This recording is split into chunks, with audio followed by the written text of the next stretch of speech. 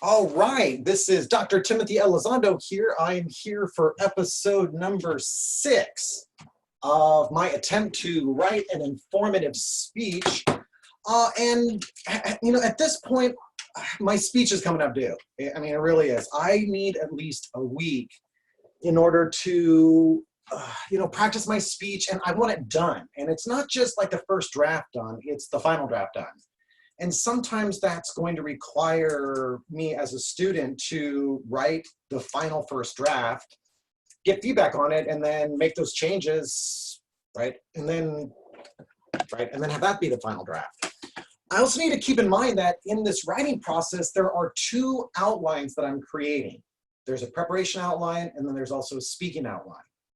So a preparation outline has a specific purpose. We flesh it out, we write the body, and then after that, we write the intro, we write the conclusion. And then we start filling it in as much as possible. And eventually, when we're happy with it, and we like it, we'll be like, this is super cool. We'll get feedback on it, and then hopefully, ideally, we then turn that into the speaking outline, and it's the speaking outline that we bring up in front of us when we go up and deliver our speech. Okay? So where I am in the process is, I mean, really, I thought it was kind of tough because I didn't think how exciting it would be to actually have people watch me like flesh out this outline, right? So what I've done in the meantime since episode 5 is I've just started kind of adding language, adding shape, taking things out as I'm practicing this speech, keeping in mind that, okay, this is still my preparation. I mean, this introduction should only be about 30 to 45 seconds, right? And I'm practicing this out. This is, right, just there, 45 seconds. And I'm actually timing it out now. And when I practice, I think in the next episode, I'm actually gonna maybe start practicing. Again, I practice the introduction by itself. And then I'm going to practice maybe the 3rd point by itself. And I'm practice maybe the 2nd point by itself, just to make sure that everything, since it is kind of measurable, just to know like how long everything is on these different particular segments to see if they need to be edited. I also have this approach because I want to familiarize myself with all of the speech. Here's the danger, and this happens quite a bit, is that students will oftentimes practice their speech from the top down. Like, all right, so the July 29th, this shows, and they're practicing, and then they don't like something, so they'll edit something here. They'll be like, oh, okay, I need to fix that, I need to move that, I don't like that. And then what do you think they do? After they make those edits, they start practicing from the top again. That's right. They're like, all right, back to the top. Then they decide, well, I don't like that in the thesis. So they go, okay, I need to change this. I need to change that. I need to move that around, right? And then they practice again. So what ends up happening, and you can really see this when you see, a wide variety of speeches, is you see the quality of the editing and the timing deteriorate as they move from the top down to the bottom of the speech. Right? Because they're really familiar with the opening and they're not really familiar with the conclusion, right? Sometimes there is no conclusion. Sometimes people, I mean, if you watch Flipgrid videos, sometimes people, the most often is they'll go, so, yeah, it's because they haven't thought about the conclusion, whereas the introduction sometimes is really creative, dynamic, charismatic, charming. All right. So I started adding dates to the particular interviews that I had in here. Let's see, I want to start also just like spacing things out so I can just start seeing things as I practice this at home. I want to be able to see what I'm doing. Very important. All right, for example, a time for, because this is also going to highlight where pauses are. I might actually have some sort of notes here where I'm like, I might have a change in tone. And I'm going to caps it. Change in tone, because maybe I want to, I don't know, I want to go up, or maybe I'm going to go down, or I don't know, somehow there's going to be some sort of I don't know, it's sad. you know, or something like that, right? And if I wanted to, I could actually like change that in certain colors, right? Highlight it if I wanted to.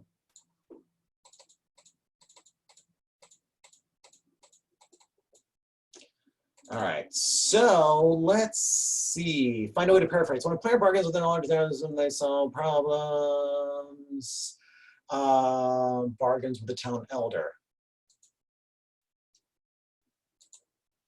Or the cause of slaying a dragon. They learned about. I don't know if I need. Solving puzzles to unlock doors.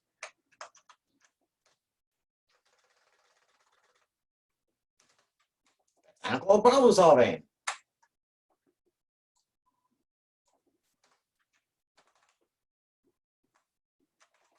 And here I'm going to say the author provides others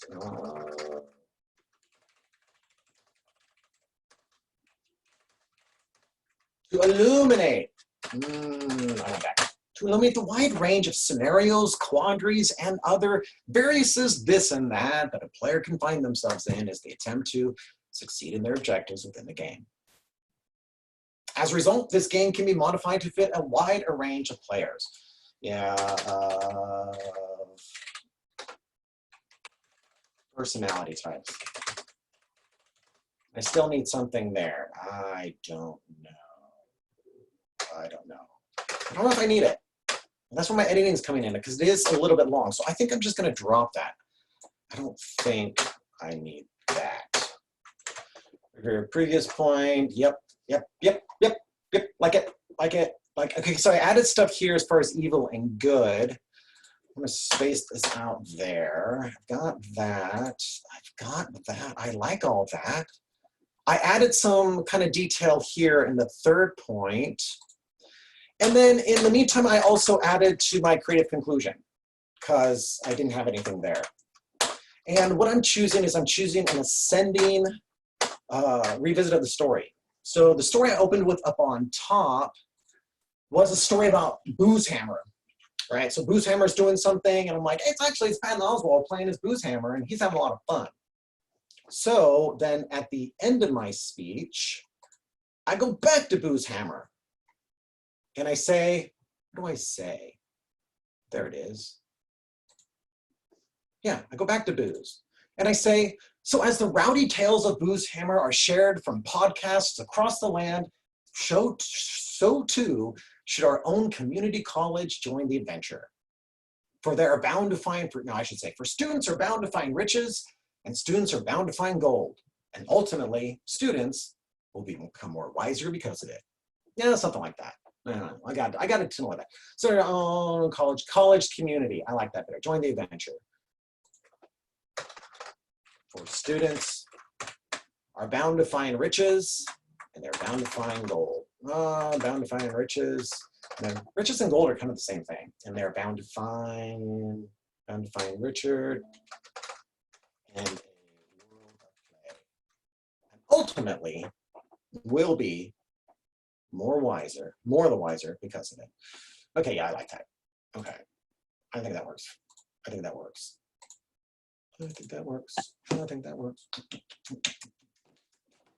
Okay, another thing that I want to do, so I'm also paying attention really to the creative conclusion as well, or also the conclusion. Keep it in mind that audiences remember like really well the last thing they hear, right? So I want to make sure that my creative conclusion is got some oomph to it. All right, so let's see. Making sure, okay, there's a full sentence, players each adopted character, game begins. Notice how I'm trying to use full sentences the entire time here, whenever they're like subpoints or sub-subpoints. I think this is practice time. You know, here's another tip of something that I did. I felt like I was using the same words over and over again, particularly adventure and like intellectual. So what I decided to do was I went to a thesaurus, and because one way that, I don't know, I'm a big language guy. I really like words. And I kind of came to a point in my life where I wanted to develop my vocabulary. So what I decided to do was I decided to just do the one word a day thing and try to use this word like a new word every day. I don't do that anymore. But what I try to do whenever I'm writing is if I feel like I'm using the same word, I go to a thesaurus and I would use a word and I select a word I don't usually use. And I put it into my speech, and sometimes I try to use a fancy word, a word that I think might go over the heads of my audiences, at least once, just to kind of, establish credibility and let them know that I can throw the heat, right? But again, I mean, it's really just a trick. It's not really me, none of these words mean, but right. So I've got enterprise. So enterprise is going to be instead of adventure. So I want to put enterprise in here. It's a game. I'm going to say it's an enterprise here. So it's a game, an enterprise, because it is an enterprise. Yeah. And didactic, I guess, means like, I put in intellectual, and that was one of the words that came up, and then I started looking at it, and it seems to be something about like moral character, like somebody that espouses moral character. So to me, it's an example of somebody who is lawful good within Dungeons and Dragons. Right? I think that's really helpful because up here I've got this story where these two players have captured a goblin and they're trying to decide what to do with it. And one player's like, kill the goblin, and the other player's like, no, we can't kill it because life is precious and we should just politely interrogate it. And so, just in case, and so I think I want to use that word whenever I am describing like a cleric or a paladin.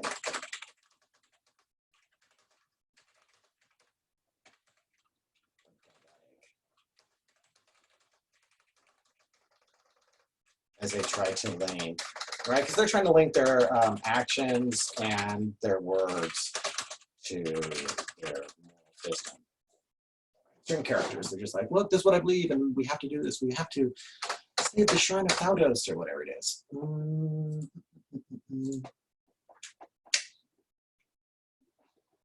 How many sources do I have in here? Do I have the 3? I've got that one, Hollywood Reporter. I've got my interview with Josh DeSales. I've got the school library journal. I don't have one. Oh, no, I've got one of my 3rd point. I like that. I'm going to take out Philosophy Goes Role Playing by Stephen Eckham because I just reference it. But instead, I've got this other source here in my 3rd point. So I like that. I've got 4 sources. Cool. I need a linking sentence. Well, the D&D alignment with the game mechanics, about the exploration of classic quandaries.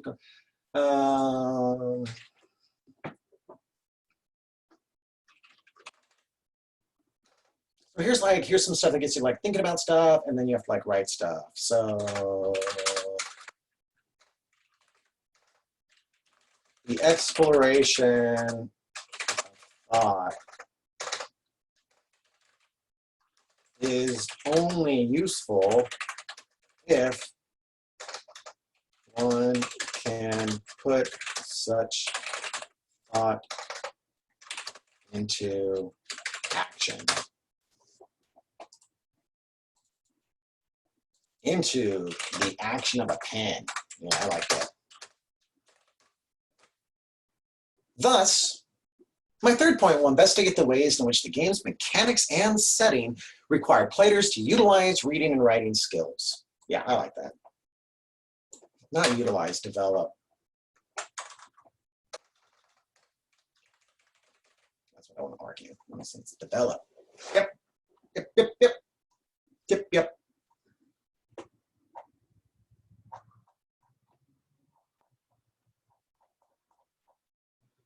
Okay, can I get rid of all that stuff now?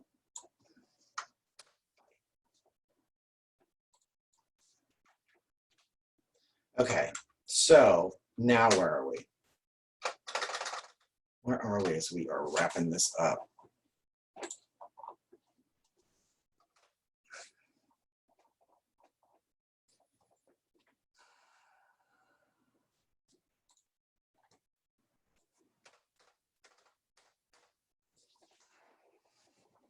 I gotta work on this paraphrase. When I paraphrase, yeah, that's fine.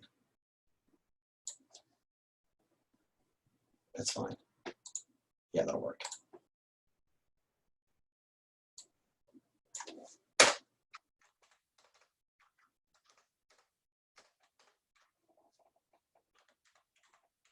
That works. Okay.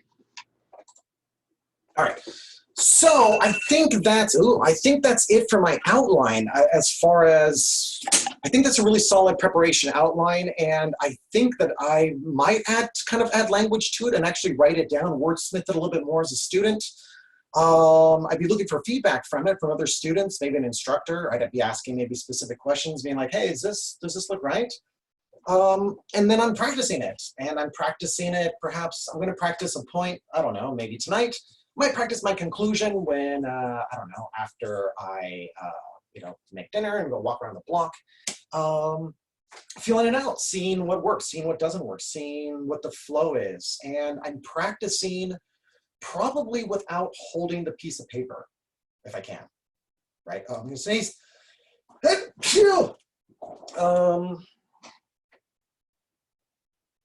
Yeah, I think so. I don't want to be reading it, but instead I want to be trying to familiarize myself with it, right? So I think the next draft is actually going to be a more condensed version of this, and yeah, because that's the speaking outline. So I think in the next edition, I think I'm just going to kind of cover maybe how I would maybe practice a little bit more, maybe show about delivery. Other than that, I think we're looking good. I think we are looking good. Does it have everything?